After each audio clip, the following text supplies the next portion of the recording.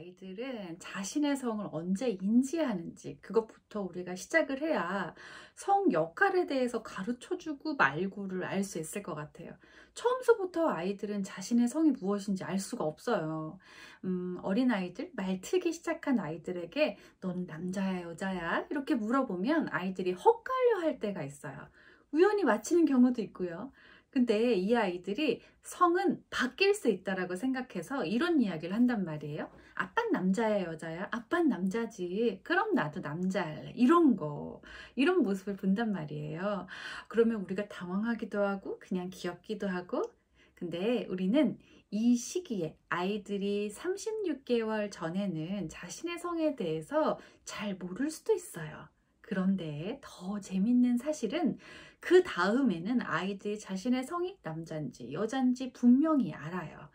그래서 나는 남자야, 여자야 라는 것을 인지한 후에 보이는 행동들이 재밌죠. 이게 아이들이 가정에서 혹은 어린이집, 이게 기관이 있죠. 혹은 미디어를 통해서 사회 속에서 아이가 남자는 이러하더라, 여자는 이러하더라 라는 게 딱 그려졌어요.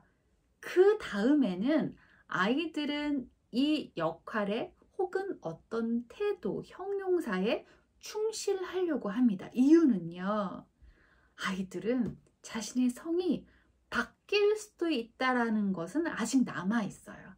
이전에는 성을 잘 정확하게 인지하지 못했다면 인지는 했는데 이게 바뀔 수도 있다고 생각을 하는 거예요. 그래서 나는 남자색 옷을 입어야 남자인 게 고정화된 느낌이고, 여자의 형용사처럼 행동을 해야 그렇게 여자가 고정화되는 느낌이 드는 거죠. 그래서 아이들은 우리가 남자도 핑크를 입어야 돼, 남자도 머리가 길 수가 있어, 이렇게 무언가 성에 고정화되는 모습에 있어서 아이가 고집화하는 걸 계속 바꾸려고 할 때 아이들이 몸부림을 치는 거예요. 우리 여자친구들 같은 경우에는 자신이 인지하는 여성의 성이 발레, 그러니까 공주 옷 있잖아요. 그게 여자더라 라고 하면 그 옷을, 혹은 핑크, 분홍색을, 혹은 귀여운 것을 어떤 형용사, 태도, 어떤 복장, 색깔, 이런 것에 고집화한다는 거예요.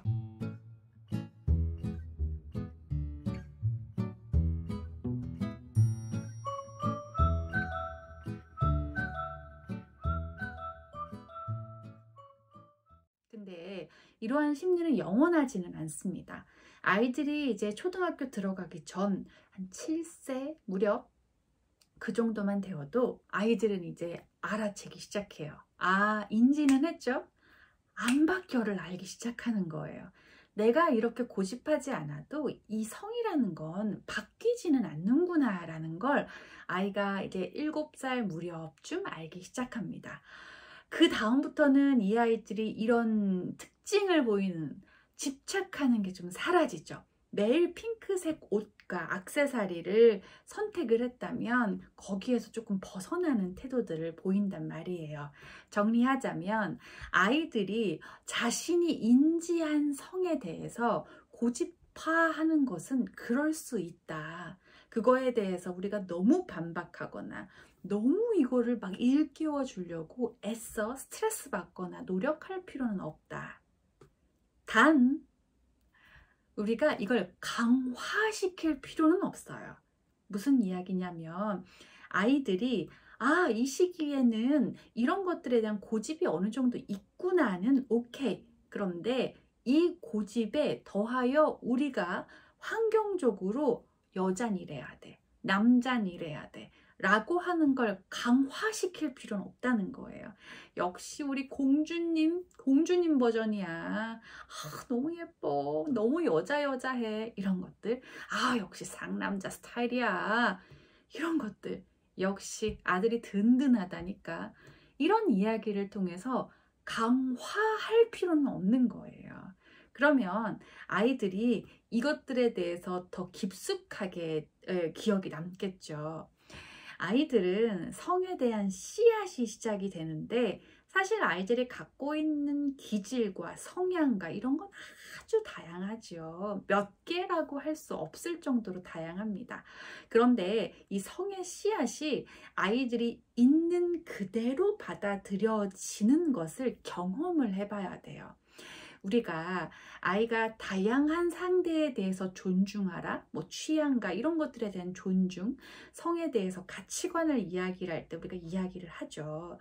그런데 이런 부분들이 사실 자신이 존중받아 봤던 경험, 그런 것들을 바탕으로 타인을 존중할 수가 있는 거예요. 그러므로 우리가 남성, 여성에 대해서 되게 강화하는 형용사, 태도에 대해서 강화하는 그런 것들에 대해서도 좀 신경을 써서 자제하지만, 이 아이가 갖고 있는 기질, 예를 들어서 남자친구인데 우리가 소극적이에요. 남자친구인데 좀 부끄러움이 많아요. 그러면 남자가 이런 게 아니라 아이가 그냥 있는 그대로 자신이 갖고 있는, 처음에 무언가를 접근을 할 때 천천히 접근을 하고 있는 이 아이의 요소가 있는 거잖아요. 그렇기 때문에 이 아이에게 처음에는 조금 서서히 가까워지지만 나중에 친숙해지면 또 편안해지지. 그 과정이 여러 번 있다 보면 또 익숙해질 거야. 맞아, 그럴 수 있어. 이게 기질에 대한 인정인 거예요. 그럼 나를 온전히 받아들인 사람이 있기 때문에 나에 대해서도 받아들임, 그리고 나와 다른 타인에 대해서도 받아들임이 되는 거죠.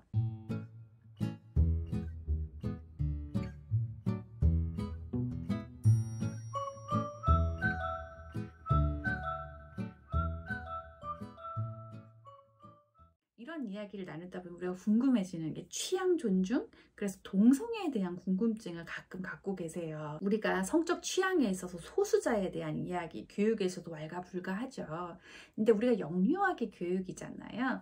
때문에 아이가 예를 들어서 남자와 남자끼리 서로 결혼을 할 수가 있어? 이런 질문을 간혹 던질 때가 있어요. 그런 경우에는 아니야, 응, 이렇게 단순하게 대답하기보다 그런 경우가 있어. 그런 경우도 있고, 남자와 여자가 결혼하는 경우도 있고, 여러 가지 경우가 있지.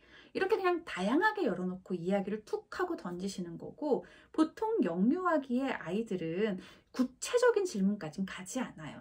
단순한 호기심으로 질문하는 거기 때문에 아이들에게 호기심만 제거가 되면 되는 거예요. 아이에게 고정화된 사고를 갖게 하지 마시고, 다양한 사례가 있다 라고 하는 정도만 던져주시는 거, 그 정도가 영유아기의 교육이라는 것도 같이 기억해 주시면 좋을 것 같습니다.